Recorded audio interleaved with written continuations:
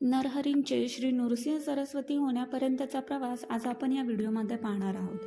मातेने जेव्हा नरहरींना संन्यास घेण्यापासून रोखण्याचा प्रयत्न केला तेव्हा बाल नरहरींनी तिला जीवनाचे शाश्वत सत्य समजावून सांगितले.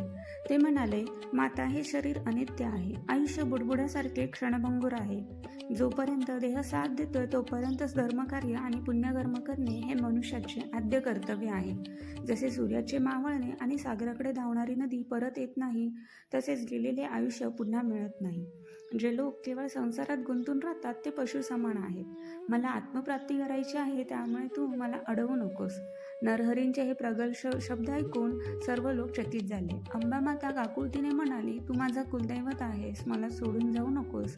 तेव्हा नरहरींनी तिला वचन दिले की जोपर्यंत तुला दुसरे पुत्र होत नाही तोपर्यंत मी थांबेन. वर्षभरानंतर अंबामातेला 2 जुळे पुत्र झाले. वचन पूर्ण होताच नरहरींनी पुन्हा जाण्याची अनुमती मागितली. त्यांनी मातेला सांगितले की तुला पुढे आणखी एक कन्याही होईल. आता मला आज्ञा दे.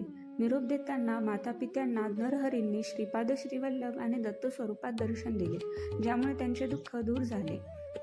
नरहरी कारंजा सोडून थेट काशीला आले. तिथे त्यांची भेट कृष्ण सरस्वती नावाच्या वृद्ध आणि तपोवृद्ध यतींशी झाली.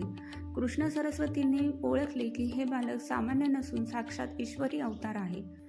कलियुगात संन्यास धर्माचा लोप होत चालला होता. तो पुन्हा पुनरुज्जीवित करण्यासाठी कृष्ण सरस्वतींनी नरहरींना विधिवत संन्यास दीक्षा दिली. दीक्षेनंतर नरहरींचे नाव श्री नृसिंह सरस्वती असे ठेवण्यात आले.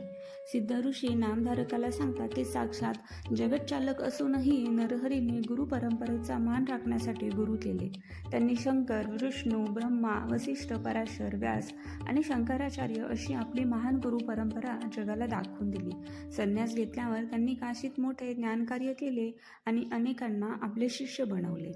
तुम्हाला ही माहिती कशी वाटली? कमेंट्समध्ये दिगंबरा दिगंबरा श्रीपाद वल्लभ दिगंबरा लिहायला विसरू नका. व्हिडिओ आवडला असेल तर लाईक करा आणि शेअर करा. श्री गुरुदेव दत्त.